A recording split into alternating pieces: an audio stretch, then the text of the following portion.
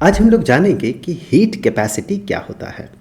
तो इसे समझने के लिए हम कंसिडर कर लेते हैं एक मेटालिक ब्लॉक और लेट्स से कि इस मेटालिक ब्लॉक का मास है m और इनिशियली ये T1 टेम्परेचर में है। अभी ये T1 टेम्परेचर में है।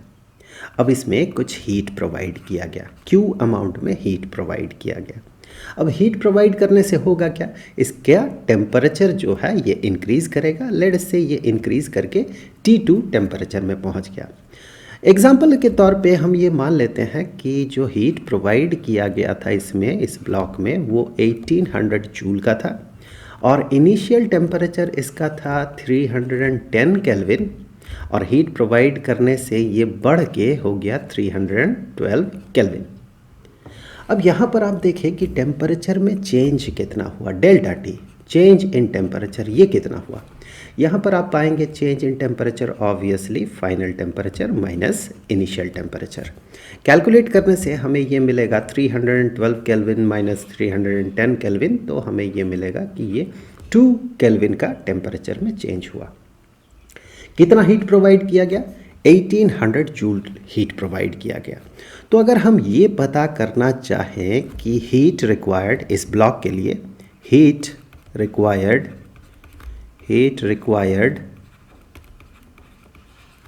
टू रेज द टेम्परेचर, मतलब इसके टेम्परेचर को इंक्रीज करने के लिए, टू रेज इट्स टेम्परेचर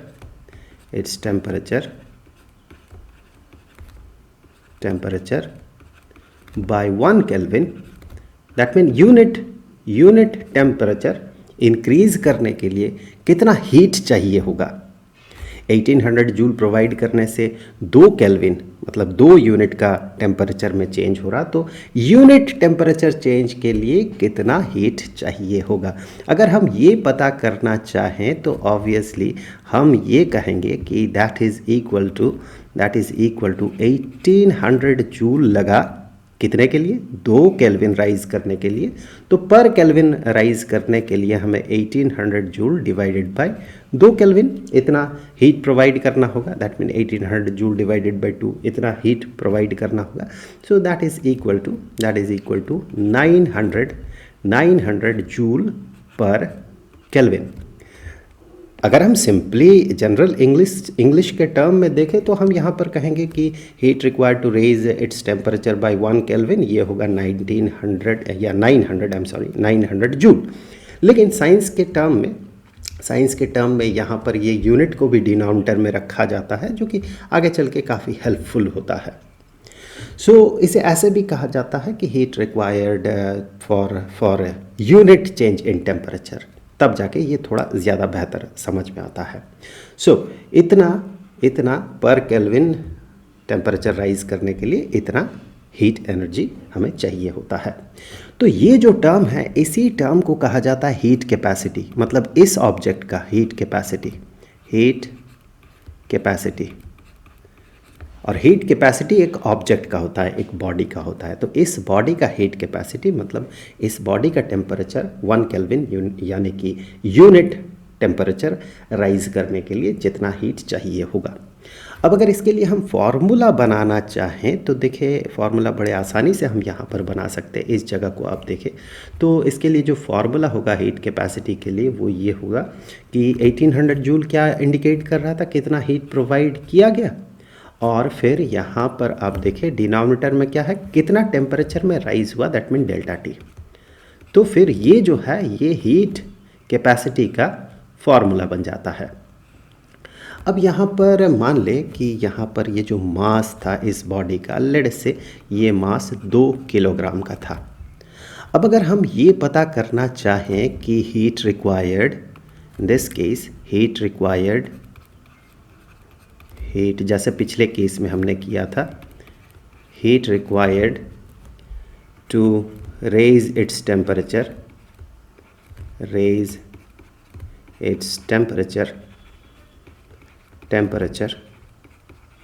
यहाँ भी ऐसा ही टेम्परेचर बाय 1 केल्विन, लेकिन इस बार पूरे बॉडी के लिए नहीं, बल्कि फॉर यूनिट मास। और यहाँ पर हम यूनिट मास मान लेते हैं 1 किलोग्राम। मतलब पर किलोग्राम यहाँ पर इस सब्सटेंस, जो भी सब्सटेंस से ये बना हुआ है, पर किलोग्राम उस सब्सटेंस के टेम्परेचर को यूनिट राइज करने के लिए, दैट मीन 1 केल्विन राइज करने के लिए जितना हीट एनर्जी चाहिए होगा। तो फिर यहाँ पर इसे हम कैसे कैलकुलेट करेंगे? So that is equal to 1800 joule heat provide किया गया। कितना टेम्परेचर राइज हुआ? 2 केल्विन राइज हुआ। तो यूनिट टेम्परेचर राइज करने के लिए हमें यहाँ पर इसे 2 से डिवाइड करना होगा। तो इतना हीट चाहिए होगा यूनिट टेम्परेचर राइज करने के लिए, जो कि हमने पिछले केस में भी किया था। अब की बार हमें ये भी देखना है कि फॉर यूनिट मास इस सब्सटेंस के यूनिट मास के लिए, तो यूनिट मास इस बार हमने 1 किलोग्राम माना है, तो 1 किलोग्राम के लिए हमें कितना हीट प्रोवाइड करना होगा पर केल्विन इसका टेम्परेचर राइज करने के लिए। तो देखिए, ये बॉडी अगर 2 किलोग्राम का होगा तो 2 किलोग्राम के लिए इतना हीट अगर प्रोवाइड करना पड़े तो पर किलोग्राम के लिए हम डिनोमिनेटर में, दैट मीन इस पूरे टर्म को डिवाइड कर देंगे किससे? 2 किलोग्राम से। 2 किलोग्राम से हम इसे डिवाइड कर देंगे। जब हम कैलकुलेट करेंगे तो हमें ये मिलेगा 450। अगर हम इसे इसका यूनिट लिखें तो जूल पर केल्विन पर किलोग्राम। सो यहाँ पर ये इंडिकेट कर रहा है कि जिस भी सब्सटेंस से ये बना हुआ है, जिस भी मटेरियल से ये बना हुआ है, उस मटेरियल का अगर 1 किलोग्राम का ऑब्जेक्ट लिया जाए और उसके टेम्परेचर को 1 केल्विन राइज करने की कोशिश किया जाए या फिर किया जाए, तो फिर जितना हीट चाहिए होगा वो होगा 450 जूल। ये जो टर्म है, ये टर्म, इस टर्म को कहा जाता है स्पेसिफिक हीट या फिर specific heat capacity. In short इसे स्पेसिफिक हीट कहा जाता है। So specific heat of this substance is 450 joule पर किलोग्राम पर केल्विन। आप आगे पीछे कह सकते हैं इसे। और यहाँ पर ये जो बॉडी है, ये जो ऑब्जेक्ट है, इस ऑब्जेक्ट का हीट कैपेसिटी है 900 जूल पर केल्विन। अब अगर स्पेसिफिक हीट के लिए हम फार्मूला बनाने की कोशिश करें तो यहाँ से देखिए 1800 जूल जो है ये क्यू है, मतलब कितना हीट प्रोवाइड किया गया। 2 केल्विन जो है ये डेल्टा टी है, और यहाँ पर आप देखिए 2 किलोग्राम जो है इसका मास है, इस बॉडी का मास है। यहाँ पर देखने वाली बात ये है कि जो हमने यूनिट मास कंसीडर किया था 1 किलोग्राम, इसे हम 1 ग्राम भी कंसीडर कर सकते हैं। यूनिट मास किलोग्राम में ही हो इसका तो कोई मतलब है नहीं, सो इसे हम 1 ग्राम भी कंसीडर कर सकते हैं। तो इस केस में इसी स्पेसिफिक हीट को ही हम ऐसे कैलकुलेट करेंगे, 1800 joule divided by 2 kelvin which is delta T into, अब 2 किलोग्राम के जगह ऑब्वियसली 2 किलोग्राम इज़ 2000 ग्राम। सो जब हमें पर ग्राम हीट रिक्वायर्ड पता करना होगा for unit rise in temperature, तो यहाँ पर हम किलोग्राम के जगह ग्राम लिखेंगे। यहाँ पर देखिए बॉडी 2000 ग्राम का है, तो इतना हीट चाहिए होगा 1 केल्विन राइज करने के लिए फॉर 2000 ग्राम। सो 1 ग्राम के लिए क्या चाहिए होगा? यहाँ पर 2000 ग्राम जो है इसे हम डिवाइड कर देंगे। सो यहाँ पर जब हम इसे कैलकुलेट करेंगे तो हमें ये मिलेगा 0.450 जूल पर केल्विन। अब की बार हम कहेंगे पर ग्राम। यहाँ पर ये दोनों बात बराबर है, चाहे आप ऐसे कहें या फिर आप ऐसे कहें, दोनों सेम वैल्यू को इंडिकेट कर रहा है, एक ही चीज़ है। यहाँ पर 450 जूल पर किलोग्राम है ये, और यहाँ 0.450 जूल पर ग्राम है ये, दोनों एक ही चीज़ है और दोनों के लिए सेम फार्मूला है। अब आप यूनिट मास क्या कंसीडर कर रहे हैं, किलोग्राम कंसीडर कर रहे हैं या फिर ग्राम कंसीडर कर रहे हैं, उस पर डिपेंड करेगा कि यहाँ पर आप किस तरह से इसे रिप्रेजेंट करेंगे। तो ये हीट कैपेसिटी और स्पेसिफिक हीट कैपेसिटी, जिसे कि इन शॉर्ट स्पेसिफिक हीट भी कहा जाता है, ये हमने यहाँ पर देखा।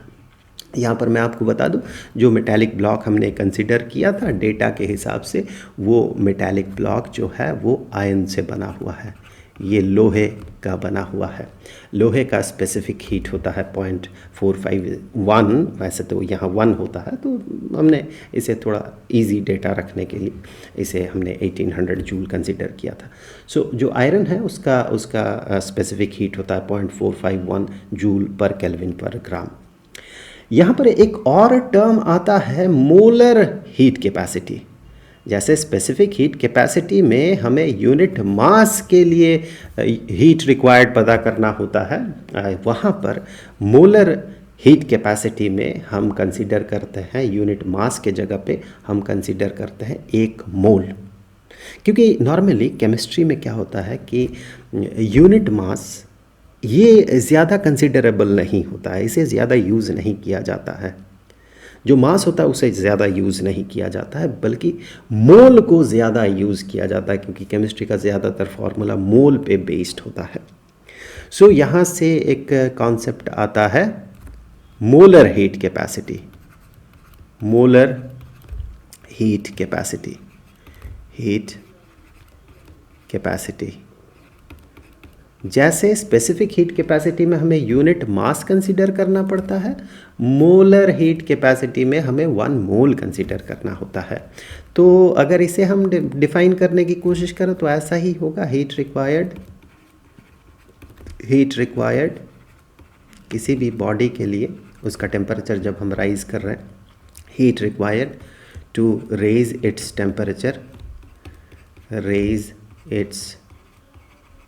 Temperature, by 1 kelvin. यहाँ पर केल्विन की जगह डिग्री सेल्सियस भी लिख सकते हैं आप। यहाँ पर ध्यान दें, डिग्री सेल्सियस और केल्विन एब्सोल्यूट सेंस में बराबर नहीं है, लेकिन 1 केल्विन का टेम्परेचर चेंज और 1 डिग्री सेल्सियस का टेम्परेचर चेंज दोनों बराबर है। वो चेंज जो है वो दोनों बराबर होता है। Heat required to raise its temperature by 1 kelvin for अब यूनिट मास नहीं, for 1 mole of that substance, for 1 mole. तो एग्जाम्पल के तौर पे हम मान लेते हैं कि एक सैंपल है यहाँ पर, लेट्स से कि यहाँ पर एक सैंपल है, और इस सैंपल जो भी है, जैसा भी सैंपल है, एक सैंपल है, बेहतर होगा सॉलिड या लिक्विड कंसीडर करें तो, क्योंकि गैसेस के लिए थोड़ा सा ये कॉम्प्लिकेटेड हो जाता है।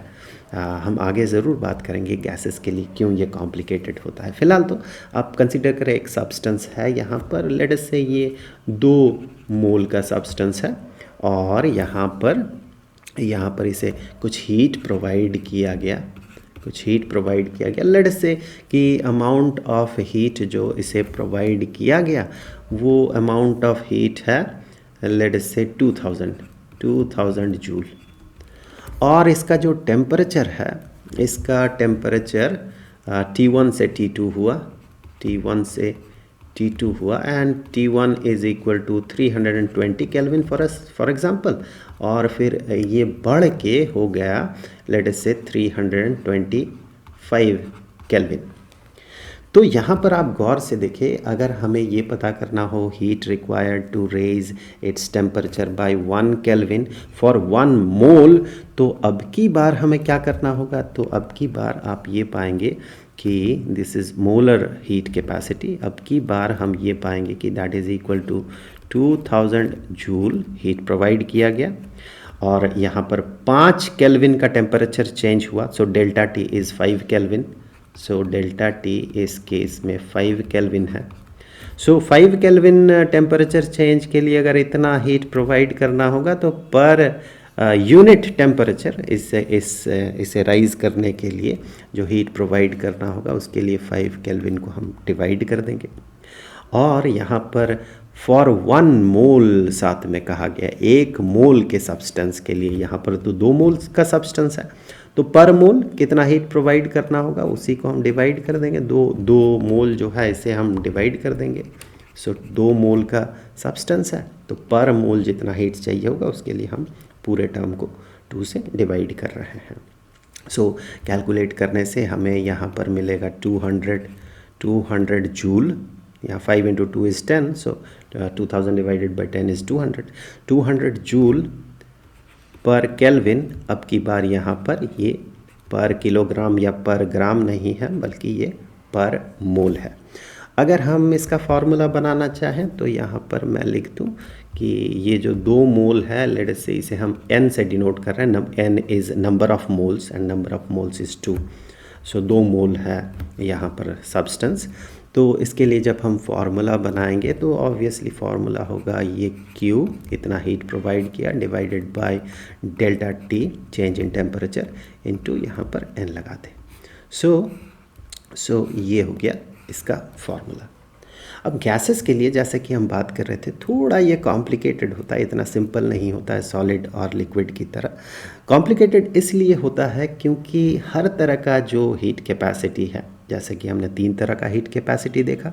एक तो सिंपली जिसे हम हीट कैपेसिटी कहते हैं, इसे नंबर 1 कर देते हैं, हीट कैपेसिटी, और स्पेसिफिक हीट नंबर 2, और मोलर हीट कैपेसिटी नंबर 3। तो 3 तरह का हमने हीट कैपेसिटीज़ देखा। गैसेस के लिए क्या होता है कि हीट कैपेसिटी 2 तरह का होता है, स्पेसिफिक हीट भी 2 तरह का होता है, और मोलर हीट कैपेसिटी भी 2 तरह का होता है। अब 2 तरह का क्यों होता है, क्यों ये कॉम्प्लिकेसी है, इसको समझने के लिए आपको अगला वीडियो देखना होगा। अगले वीडियो में हम इस पर डिटेल्स में बात करेंगे। और ये जो पूरा चैप्टर है, इस पूरे चैप्टर का जो प्लेलिस्ट है, उसका लिंक आपको नीचे डिस्क्रिप्शन बॉक्स में मिल जाएगा। जल्द मिलते हैं।